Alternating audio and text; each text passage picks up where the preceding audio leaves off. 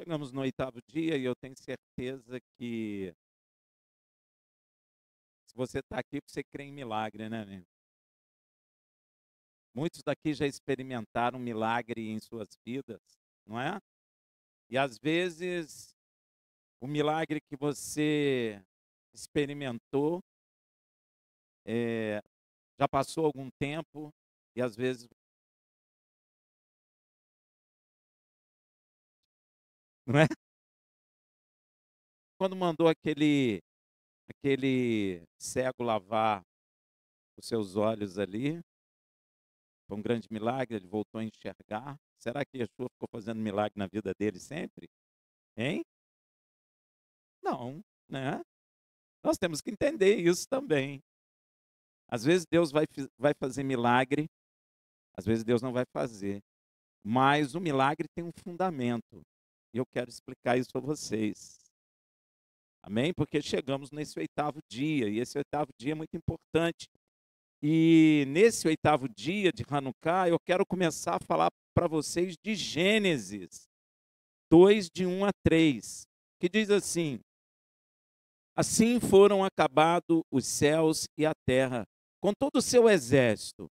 Ora, havendo Deus completado no dia sétimo a obra que tinha feito, descansou nesse dia de toda a obra que fizera.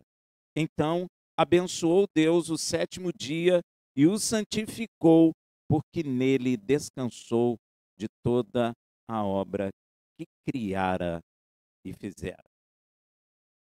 Então, eu quero fazer um resumo dessa criação de Deus. Assim, olha, no sétimo dia da criação, estava tudo pronto, acabado e perfeito.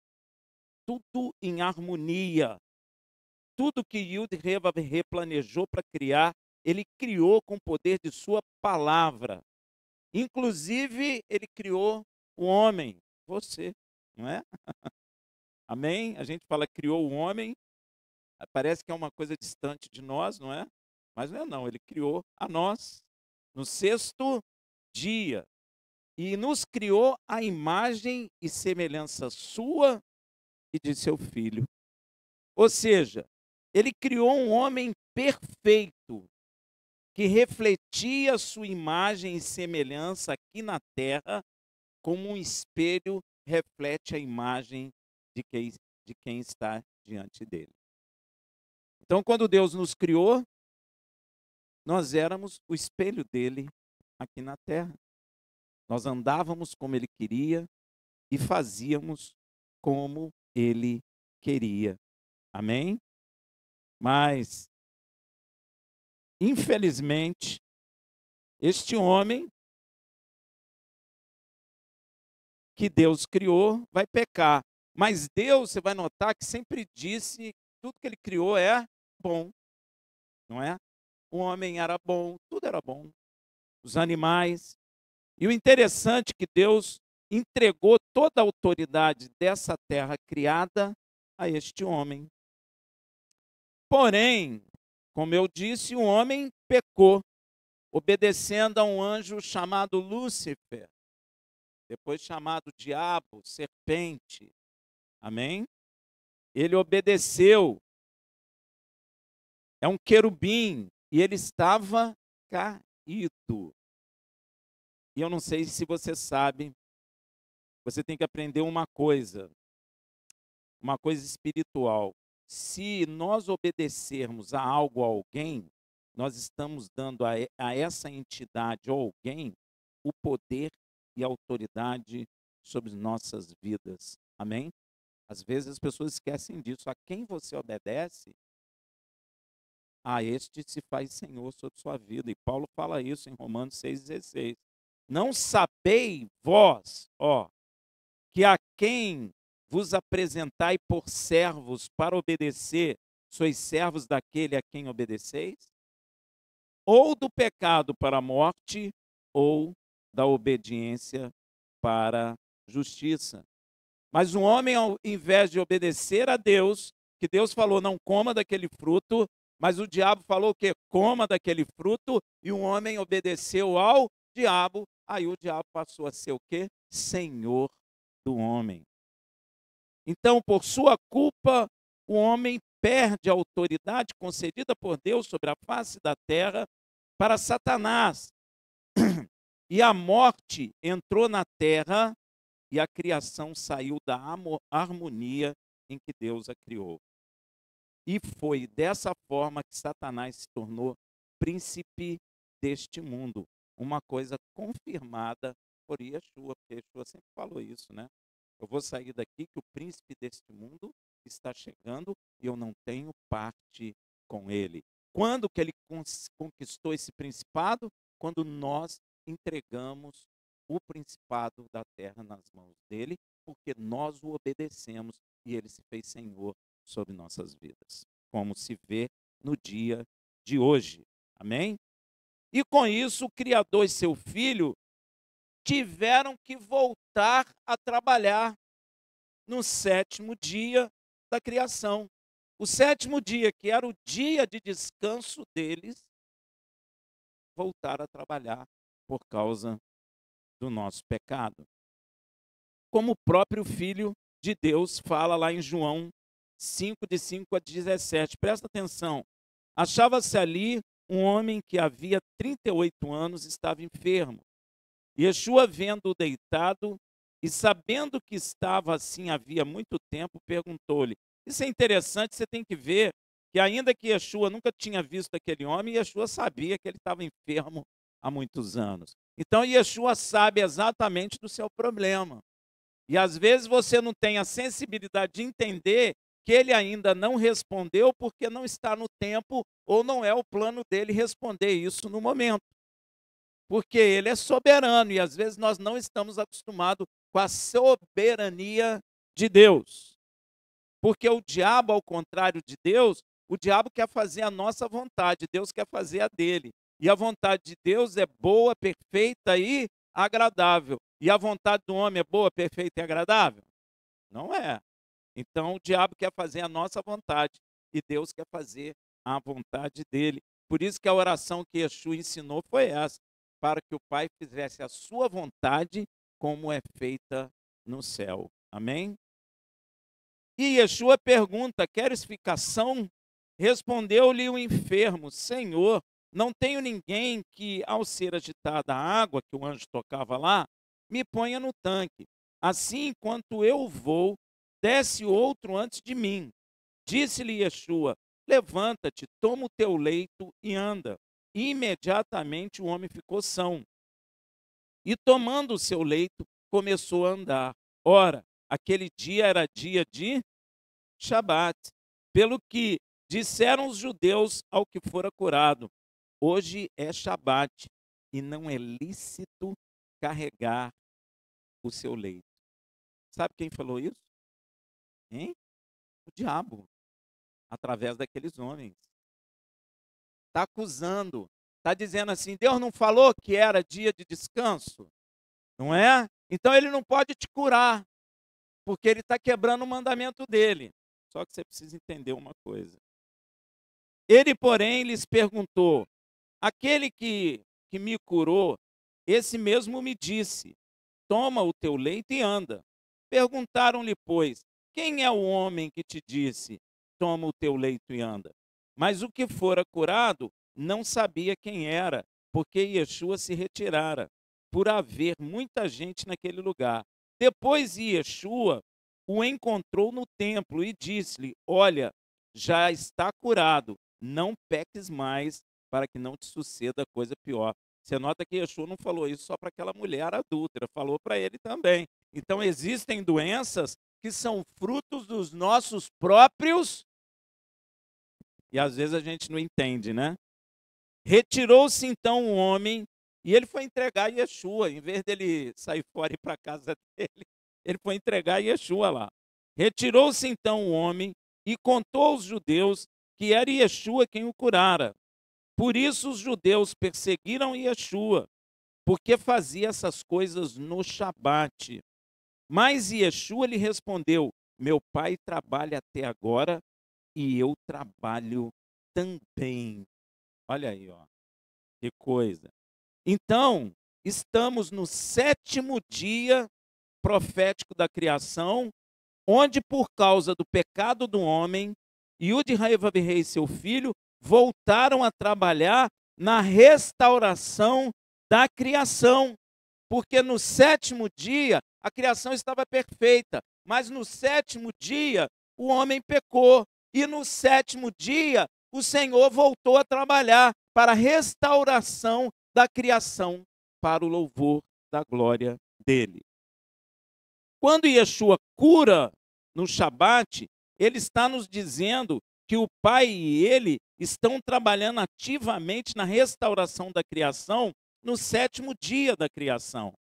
Quando Yeshua cura o homem, ele está dizendo que o Pai e ele começaram a restauração da criação pelo homem. É por isso que ele cura no Shabat.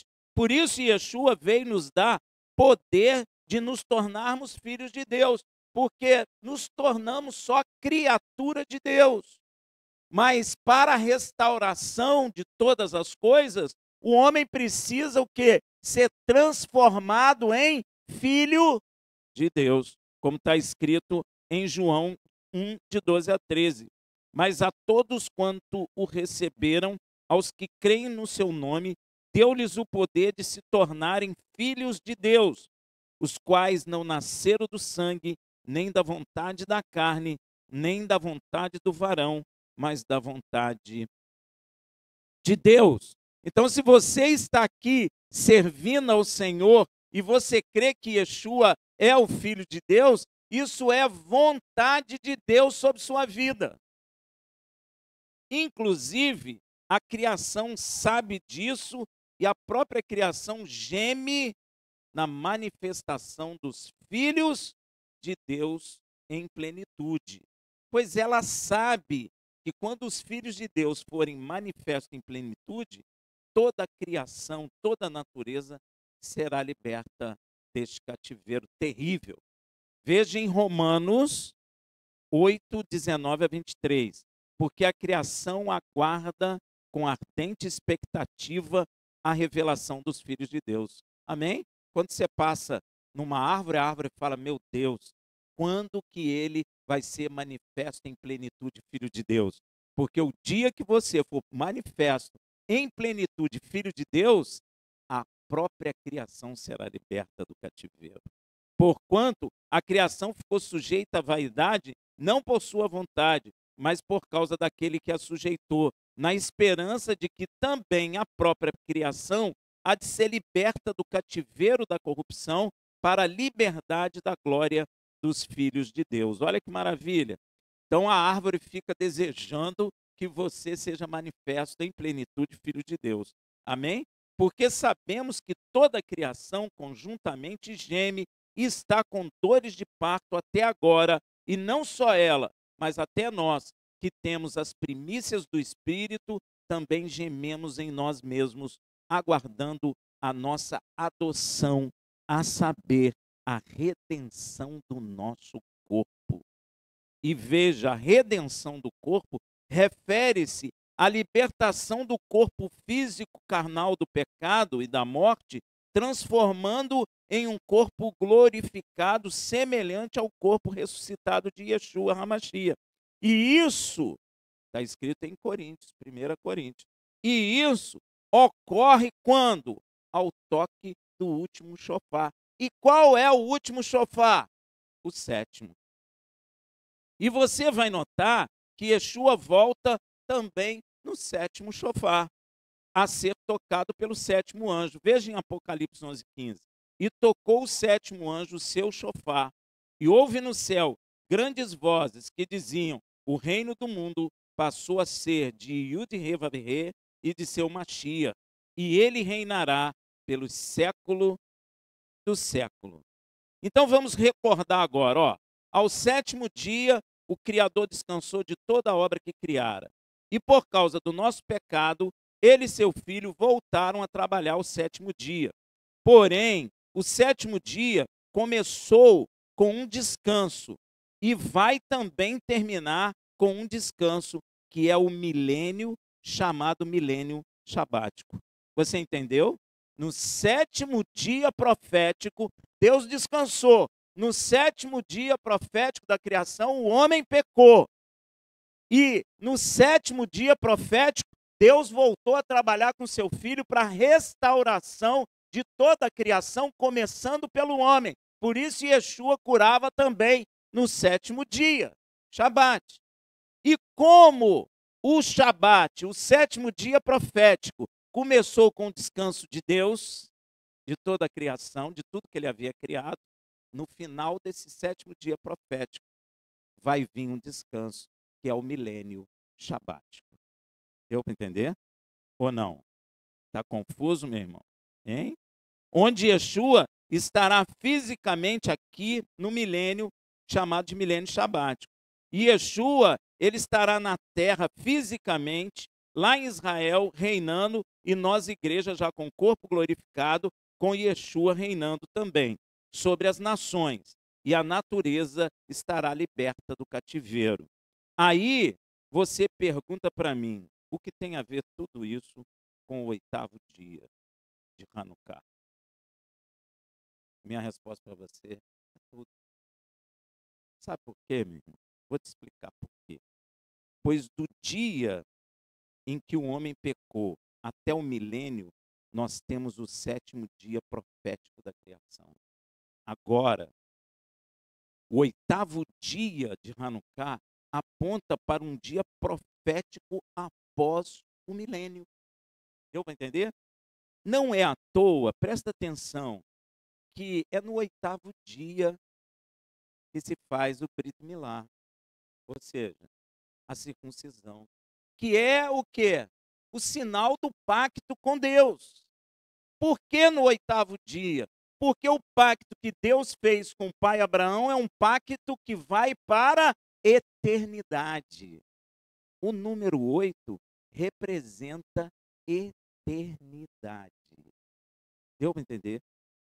Então, o 8º dia de Hanukkah está apontando para quê? Para a eternidade.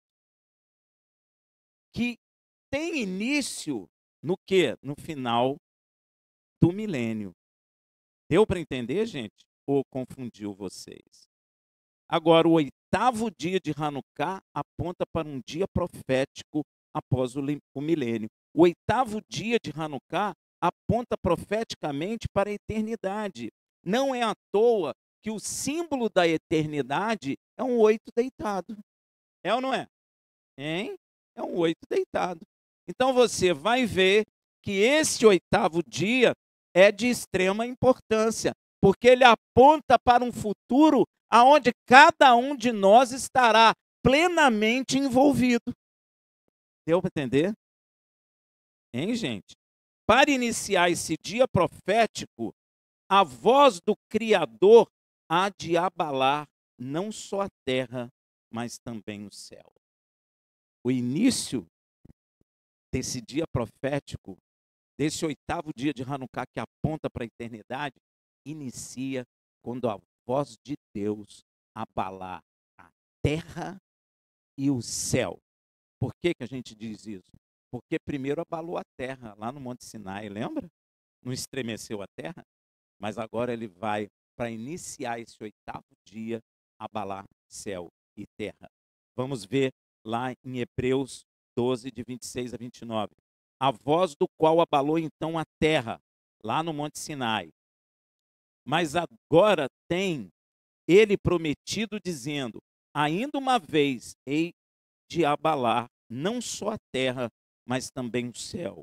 Ora, essa palavra, ainda uma vez, significa a remoção das coisas abaláveis, das coisas físicas que estão contaminadas pelo pecado, como coisas criadas, para que permaneçam as coisas inabaláveis. Pelo que, recebendo nós um reino que não pode ser abalado, retenhamos a graça pela qual sirvamos a Deus agradavelmente, com reverência e temor, pois o nosso Deus é fogo consumidor. E o Senhor já havia falado desse dia, desse 8º dia profético pelo profeta Isaías. Veja lá Isaías 51, de 6 a 8. levantai os vossos olhos para os céus e olhai para a terra embaixo, porque os céus desaparecerão como fumaça, e a terra se envelhecerá como um vestido, e os seus moradores morrerão semelhantemente. A minha salvação, porém, durará para... Então, quem estiver na salvação não vai ser queimado com fogo, vai permanecer, e a minha justiça não será abolida. Ouve-me, vós que conheceis a justiça, vós, povo, em cujo coração está o quê? A minha lei. Olha aí, ó. Não temais o opróbrio dos homens, nem vos turbei pelas suas injúrias, pois a traça os roerá como a um vestido, e o bicho os comerá como a lã.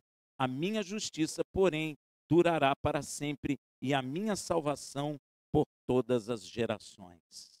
Glória a Deus. Deus já estava falando pelo profeta Isaías desse 8º dia profético, que ele vai destruir a terra, vai abalar o céu, vai queimar tudo, e quem não tiver dentro da salvação será queimado junto com a terra e todo o universo visível. E o Senhor mostrou isso a Pedro, este início do 8º dia profético. Veja em 2 Pedro 3,10. Virá, pois, como ladrão o dia do Senhor. Tem gente que pensa que aqui está falando o dia que Yeshua voltar. Não. É o dia do Senhor, presta atenção, no qual os céus passarão com grande estrondo, e os elementos ardendo se dissolverão, e a terra e as obras que nela há serão queimadas, dissolvidas, desfeitas. Existe texto na Bíblia que diz que Deus vai enrolar o céu.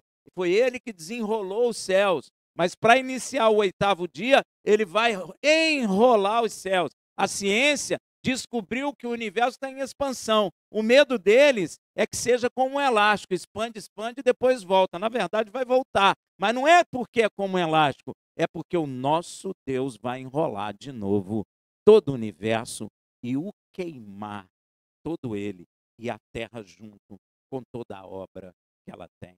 Amém? E com as pessoas que não estiverem na salvação. Para quando... E para que ele vai fazer isso? Para quando estivermos nesse 8º dia profético, nós tenhamos o que nos está revelado lá em Apocalipse 21, de 1 a 7. Olha o que diz. E vi um novo céu e uma nova terra. Olha o início do 8º dia profético. Porque já se foram o primeiro céu e a primeira terra.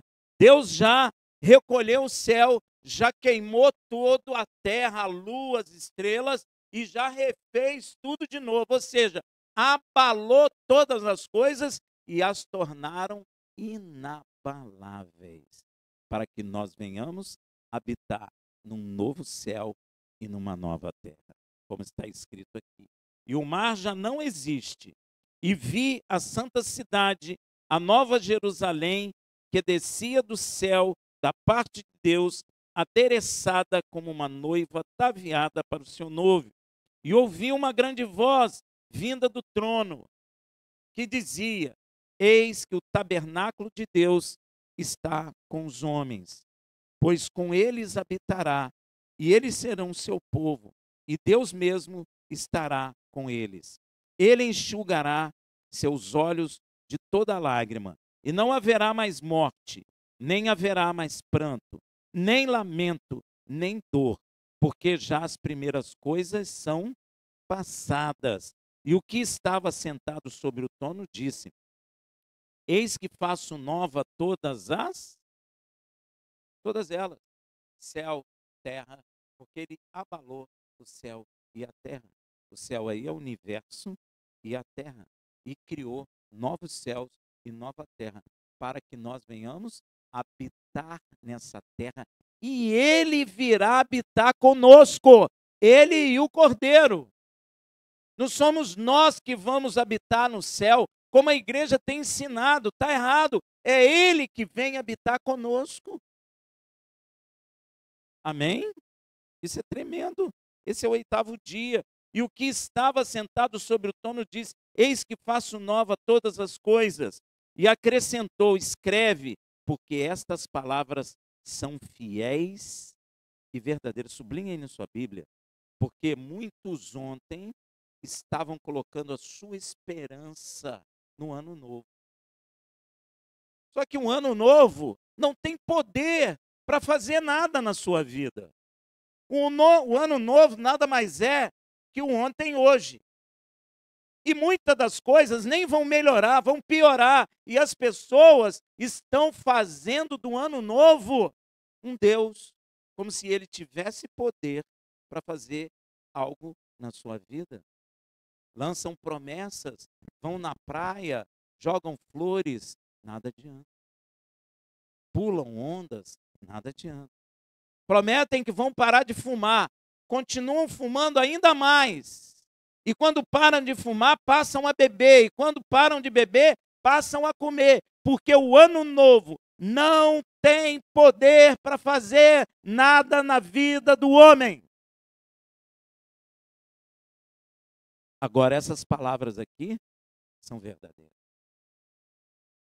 Nessas palavras aqui do 8º dia da criação, você pode botar a sua confiança e a sua esperança, porque se você crer nesse dia, tu lembrará dos dias que comemoramos o 8º dia de Hanukkah. Você vai recordar, você vai lembrar da palavra, da ministração, da palavra de Deus, porque a Bíblia diz: céus e terra passarão, mas a sua palavra não há de passar. Então você lembrará de hoje dessa ministração. Porque estamos falando da verdade, da palavra que está na sua Bíblia. Eu não sei se você trouxe a sua Bíblia. Tem gente que tem vergonha de andar com a Bíblia na rua, né? Mas ela contém palavras que nunca acabarão, que nunca passarão. É por isso que Yeshua fala: céus e terra passarão. Você pode olhar para essa terra, para as nações, para as obras que os homens fizeram e olhar para elas e dizer: isso nunca vai acabar. Você está extremamente enganado. Todas essas coisas serão consumidas pelo fogo, porque Deus há de abalar céus e terra. Disse-me ainda: está cumprido, eu sou o alfa, o ômega, o princípio e o fim. A quem tiver sede, de graça lhe darei a beber da fonte da água da vida. Isso não é uma sede natural. Você tem sede de vida eterna, meu irmão? Não é uma sede de água natural. O que ele está dizendo é sede de vida eterna. E você beberá de graça da água da vida diante dele e viverá eternamente. Esse é o 8º dia da criação. É o 8º dia profético. É para onde esse dia de Hanukkah aponta para a eternidade. Aquele que vencer herdará essas coisas. Olha aí, ó. E eu serei seu Deus, e ele será meu filho. É ou não é importante o 8º dia de Hanukkah? O que nós precisamos é compreender o que Deus está dizendo com essas coisas. E sabe por que o diabo tirou isso das igrejas? Porque aí você não enxerga essas coisas. E se você não enxerga essas coisas, você fica doido para sair do culto, vestido de branco, de amarelo e de vermelho, para ir na praia, para pular onda, para ver foguete sendo soltado, com coisa que isso vai mudar a sua vida. Estoura-se champanhe. Não é nada isso. Isso não vai mudar a sua vida. Você sabe que nós já estamos em 2025? E o que mudou? Hein? Você teve sono hoje? Igual ontem, igual em 2024. Teve fome? Igual 2024. Seu problema sumiu? Pois é, igual 2024. Mas Deus pode mudar isso? Pode. Deus pode. Mas o ano não. A igreja precisa sair do mundo. A Bíblia diz assim: sai do meio deles, filho meu. É isso que a palavra está dizendo. Sai disso. Você não vai ter esperança nenhuma, mas é tão bonito os fogos. E daí? O que que isso traz para você? Diz a mim. Pulou, gritou, bebeu, jogou fogos. E mudou o quê? Tudo de roupa branca, gente. Até gente da igreja. Que coisa triste é essa? Está falando que ama Yeshua, mas obedece o inimigo. E a palavra está dizendo: a quem eu obedeço, esse se faz senhor de minha vida. E é nesses centros que eles mandam você vestir branco, vermelho, sei lá, amarelo, verde. Verde para ganhar dinheiro. Semente não sei o que na carteira para ganhar dinheiro. Simpatias. E cheio de crente fazendo.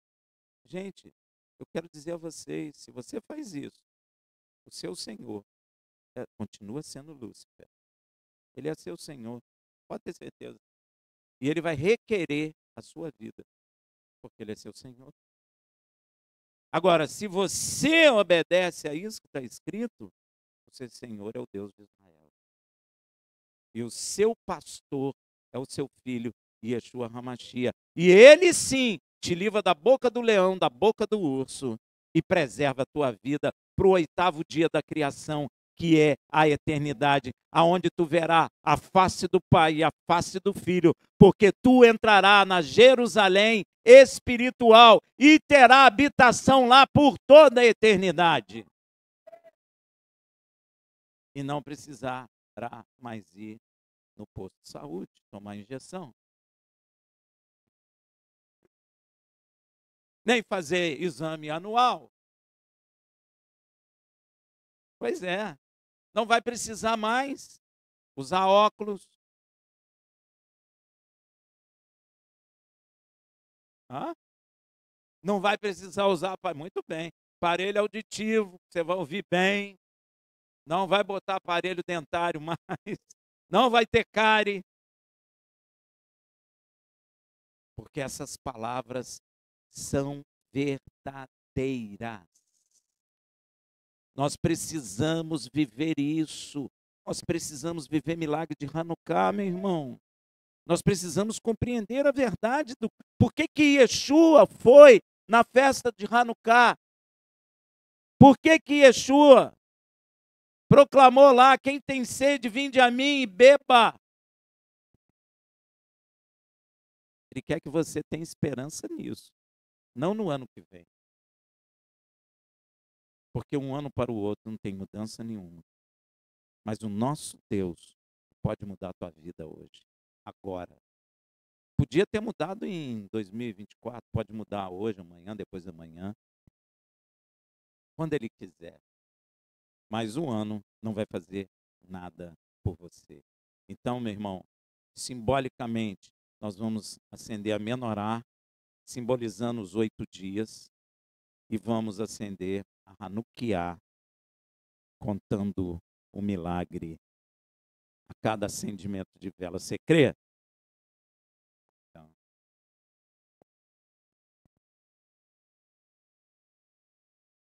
tá?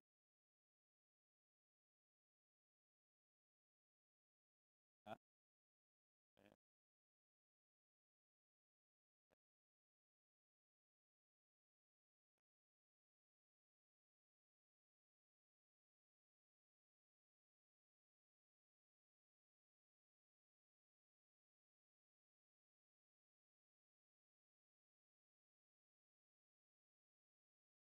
Cadê o primeira menorá?